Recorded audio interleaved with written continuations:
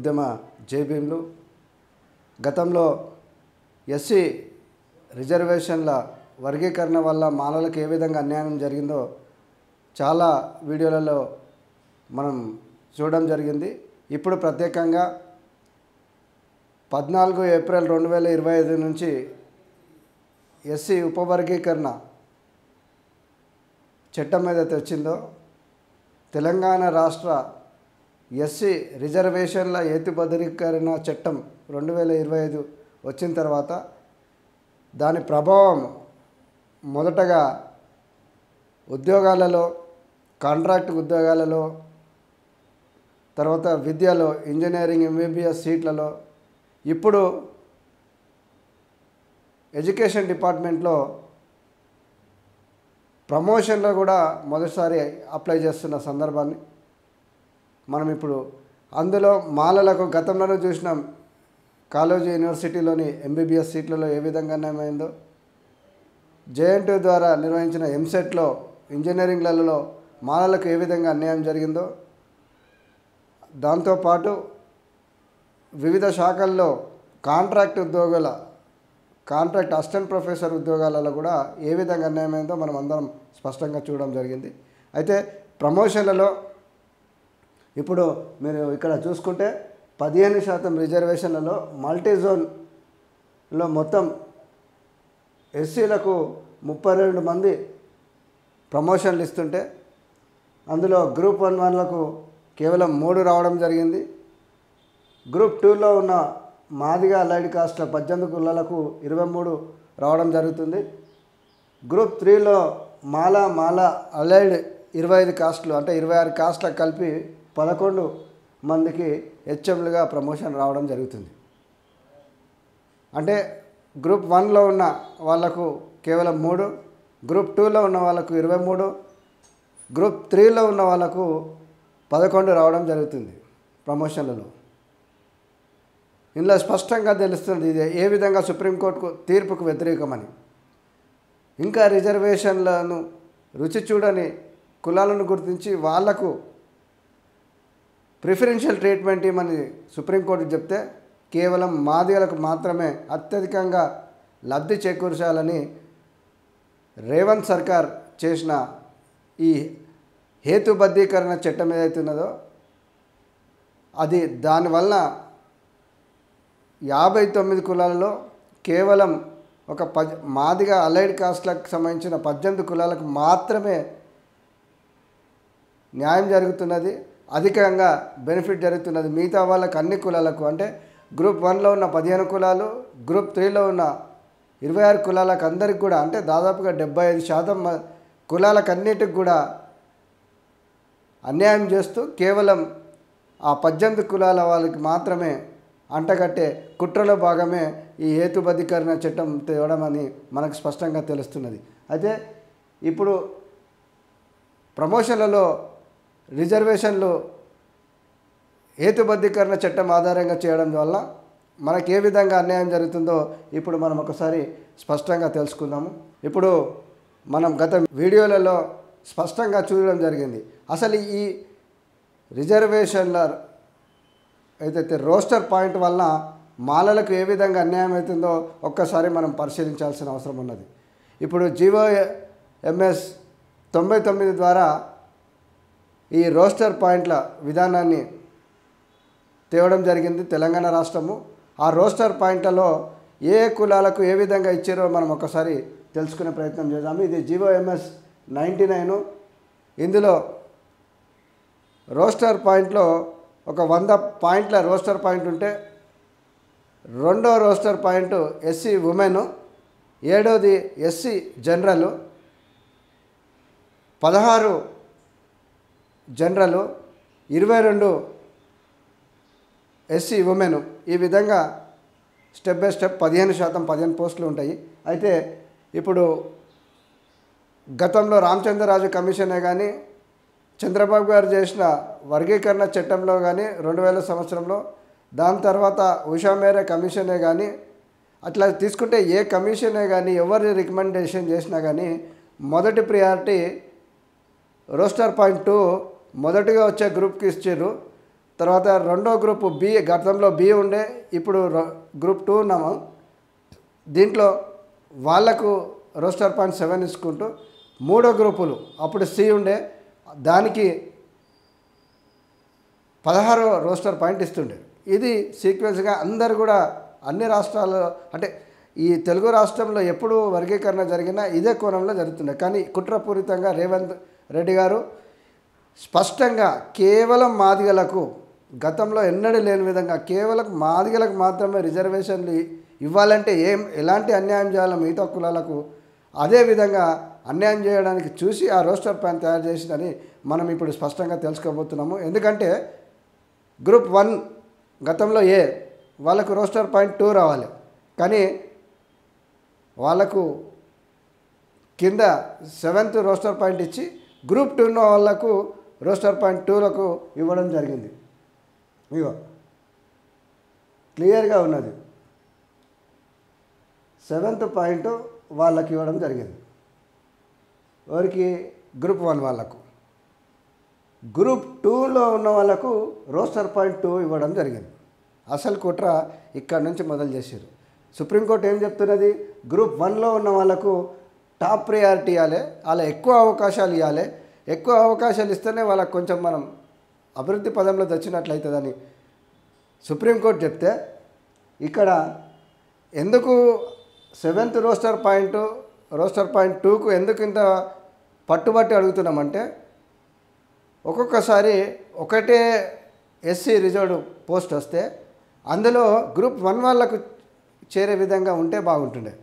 కానీ ఇప్పుడు ఒకే ఒక పోస్ట్ వస్తే అది మాదిగలకు, గ్రూప్ 2లో ఉన్న మాదిగలకు పోతుంది. వీళ్లకు 7 అంటే 2 రోస్టర్ పాయింట్లు వస్తే మొదటి ప్రియారిటీగా మాదిగలకు వస్తుంది, సెకండ్ ప్రియారిటీగా వీళ్లకు వాళ్ళు అసలు అందాల్సిన గ్రూప్ 1 వాళ్ళకి అందుతుంది. ఇక ఈ విధంగా గ్రూప్ 2లో ఉన్న కులాలకు ఏ విధంగా ఇవ్వడం జరిగింది, 2, 16, 27, 47, 52, 66, 72, 87, 97 ఈ విధంగా 9% గ్రూప్ 2లో ఉన్న వాళ్ళకి ఇవ్వడం జరిగింది. అదేవిధంగా గ్రూప్ 3 వాళ్ళకు 22, 41, 62, 77, 91 ఇవ్వడం జరిగింది. అయితే ఏ విధంగా అన్యాయం అవుతుందో ఇప్పుడు మీకు స్పష్టంగా తెలుస్తుంది.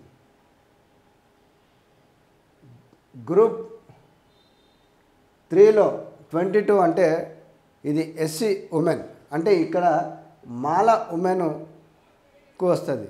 ఒరిజినల్గా ఎస్సీ మెన్కు రావాలంటే 41 రోస్టర్ పాయింట్లో ఉద్యోగం వస్తే కానీ ఉద్యోగం వచ్చే అవకాశం లేదు. ఇప్పుడు రోస్టర్ పాయింట్ GOMS 29 చూడడం జరిగింది, 99 ఈ 99 జీవోలో రోస్టర్ పాయింట్ అన్నీ చూడడం జరిగింది.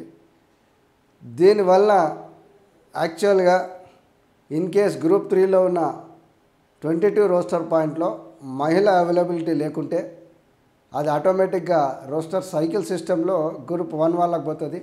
గ్రూప్ 1లో ఆ క్యాండిడేట్ లేకుంటే మళ్ళీ గ్రూప్ 3కు రావడం జరుగుతుంది. అయితే మేమేమంటున్నామంటే, తెలంగాణ రాష్ట్ర ప్రభుత్వం చట్టం తెచ్చేటప్పుడు ఇది సామాజిక న్యాయము, అందరికీ రిజర్వేషన్లు అందే విధంగా చూసే దాంట్లో భాగమే ఇది చేసిందని చెప్పుకున్నారు కదా. మీరు నిజంగా కూడా అందరికీ అందాలంటే మీరు తప్పకుండా జీవో 99ను సవరణ చేయాల్సిందే. ఆ సవరణ చేసే ముందు ముఖ్యంగా GOMS 10 ఏదైతే రూల్స్ ఉన్నదో, చట్టానికి సంబంధించిన రూల్స్ ఉన్నదో, అందులో సెక్షన్ 4 రూల్ 4 ఏదైతే ఉన్నదో ఒక్కసారి మనం చూద్దాము. Reservation for women, the reservation for women to an extent of 33.13 provided in public service and educational institutes shall be accordance with the existing rules in force. అయితే 33% ఏదైతే మహిళా రిజర్వేషన్లు తప్పకుండా మహిళలకు ఇవ్వాల్సిందే, దాంట్లో ఎటువంటి అనుమానం లేదు.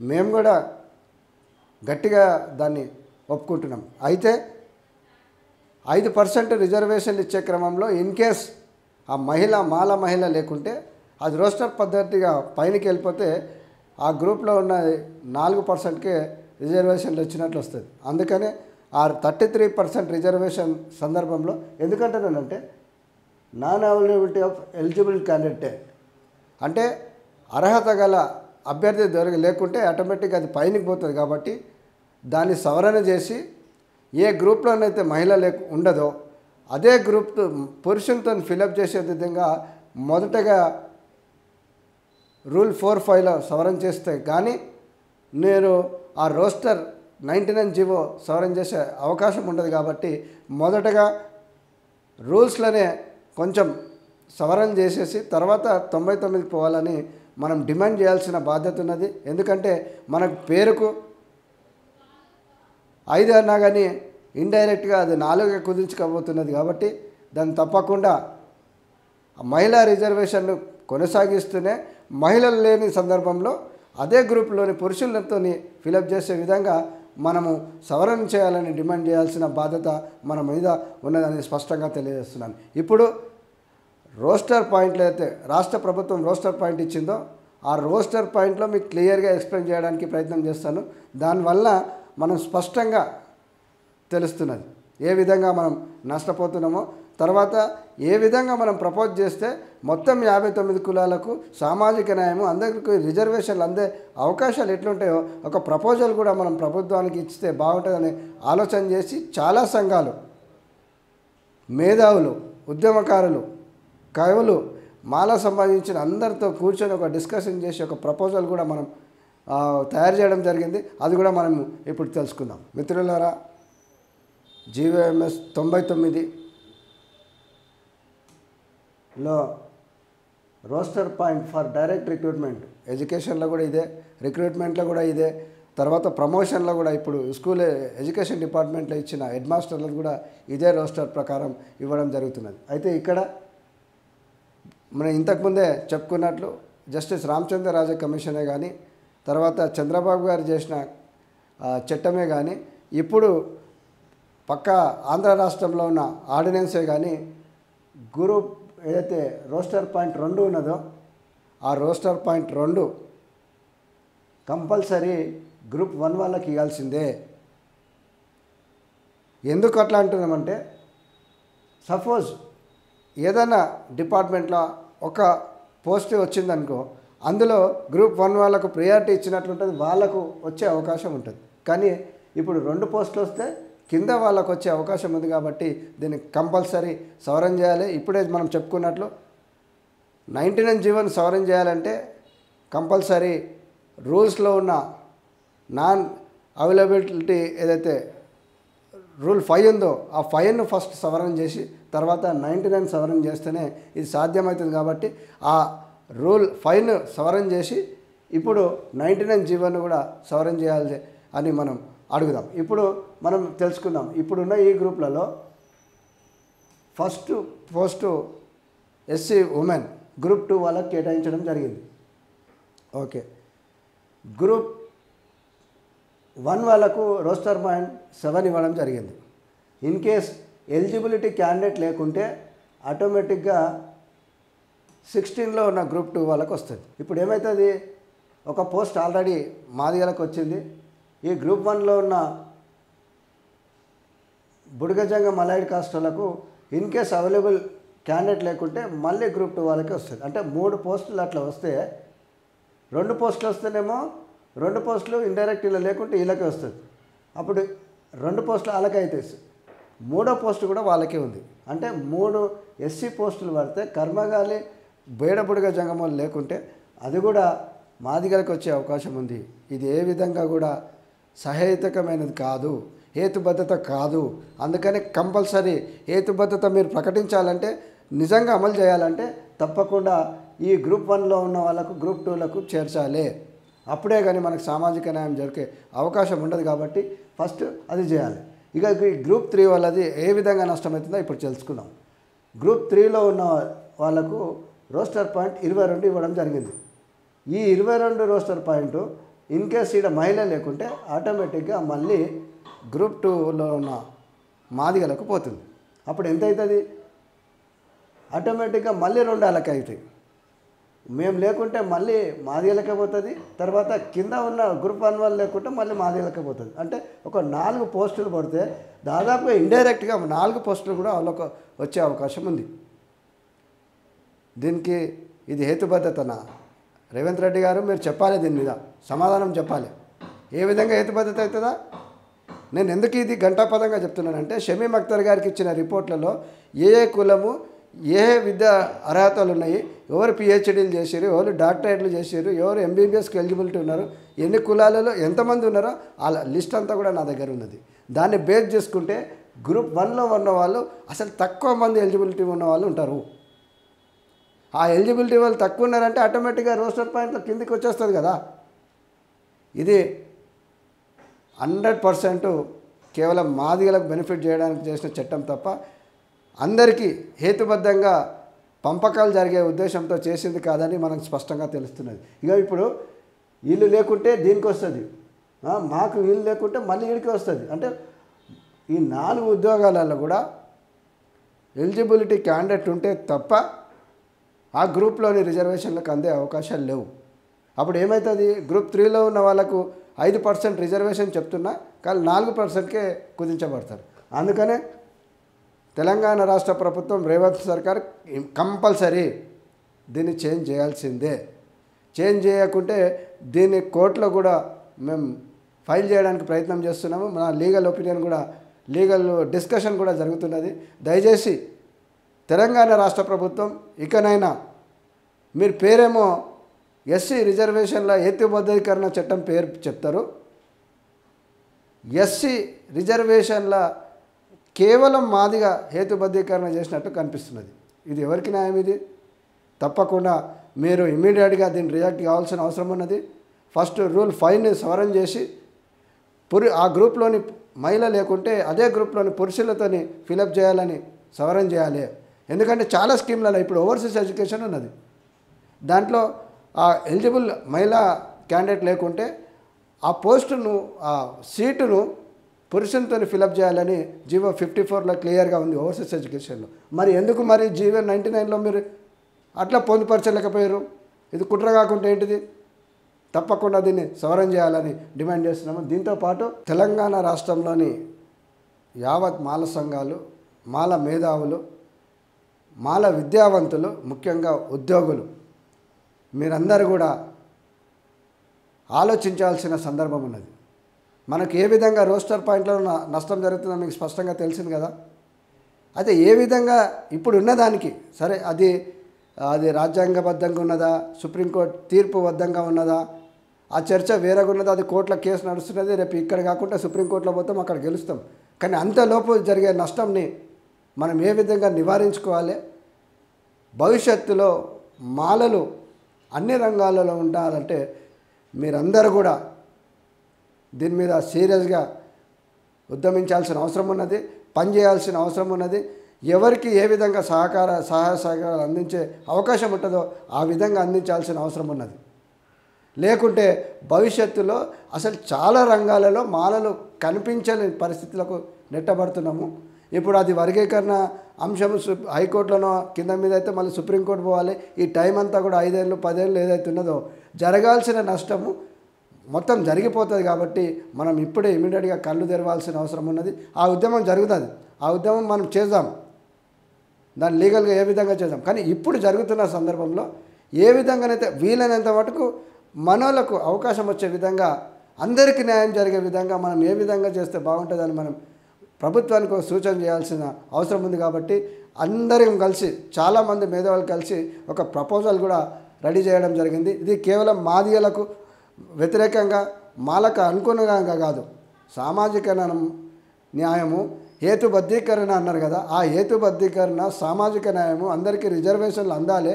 ముఖ్యంగా గ్రూప్ 1లో ఉన్న వాళ్ళకు ప్రయారిటీ ఇవ్వాలంటే ఈ ప్రపోజల్ను మనం ఓకే చేయించుకుంటే అందరికీ న్యాయం. ఇది ఎప్పుడు కూడా మాలల ఆలోచన ఏ విధంగా ఉంటుందంటే 59 కులాలలో షెడ్యూల్ కులాలకు బెనిఫిట్ ఏ విధంగా ఉంటుంది, ఇది ఎవరికి నష్టమయ్యేది అవకాశం లేదు. ఎందుకంటే గ్రూప్ 2లో కూడా దాదాపుగా మహిళలు సీట్లు ఉన్నాయి, ఒక 4 సీట్లు ఉన్నాయి. ఇన్కేస్ మహిళ లేకుంటే మళ్ళీ కిందికి వెళ్ళిపోతుంది. నేనేమంటున్నా, ఎవరికి అన్యాయం జరగద్దు. గ్రూప్ 1 వాళ్ళకు 1 ఇచ్చిర్రు, ఒకటి కంపల్సరీ దొరకాలి. అదేవిధంగా గ్రూప్ 2లో ఉన్న 9% రిజర్వేషన్లు 9% వాళ్ళకి అందాలి. తర్వాత గ్రూప్ 3లో ఉన్న మాలలకు 5% ఏదైతే చెప్పినామో 5% మాలలకు అందాలనే మనం డిమాండ్ చేయాల్సిన అవసరం ఉన్నది. దానికి ఇగో ఈ ప్రపోజల్ మనం ఒకటి రెడీ చేయడం జరిగింది.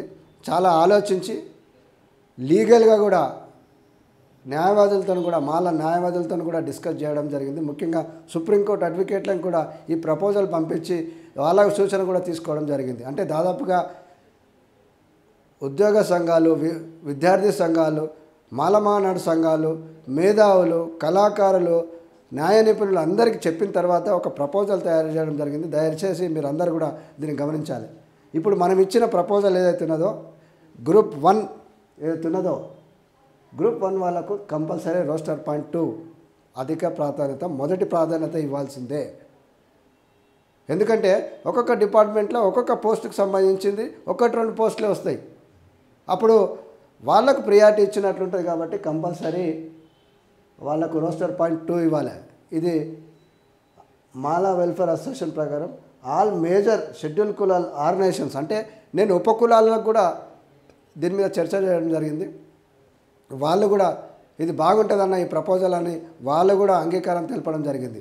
అందుకనే మొత్తం ఒక మాదిగ కులాలకు కాకుండా అందరి మిగతా కులాలకు అందరికి చర్చించిన తర్వాత ఒక ప్రపోజల్ తయారు చేయడం జరిగింది. అది గ్రూప్ 1లో ఉన్న వాళ్ళకు రోస్టర్ పాయింట్ 2లో ఇవ్వాలి.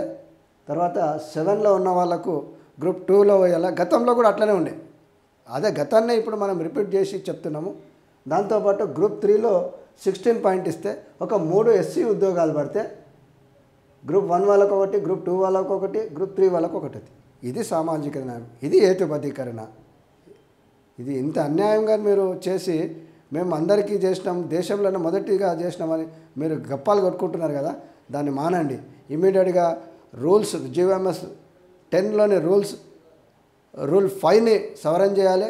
దాంతోపాటు జీవోఎంఎస్ 99 కూడా సవరణ చేసి ఈ విధంగా సవరణ చేస్తే అందరికీ న్యాయం జరిగేది. అయితే ఈ 3 పాయింట్లే కాదు, మీరు చూడండి, ఒకటి బుడగ జంగాలు, మాదిగలు, మాలలు అంటే అలైడ్ కాస్ట్లు, తర్వాత మాదిగలు, తర్వాత మాలలు, తర్వాత మాదిగలు, తర్వాత మాలలు, ఈ విధంగా మొత్తం 100 పాయింట్లలో 15% రిజర్వేషన్లలో ఎవ్వరికీ అన్యాయం కాకుండా స్పష్టంగా చెప్పడం జరిగింది. దీని మీద అన్ని సంఘాలు కూడా తీవ్రంగా పెద్ద స్థాయిలో ఒక ఉద్యమం తేవాల్సిన అవసరం ఉన్నది. ఈ సవరణ చేసుకోవాల్సిన అవసరం ఉన్నది. సవరణ చేసుకొని భవిష్యత్తులో మన వాళ్ళు అన్ని రంగాలలో ఉండే విధంగా మనం చూసుకోవాల్సిన అవసరం ఉన్నది.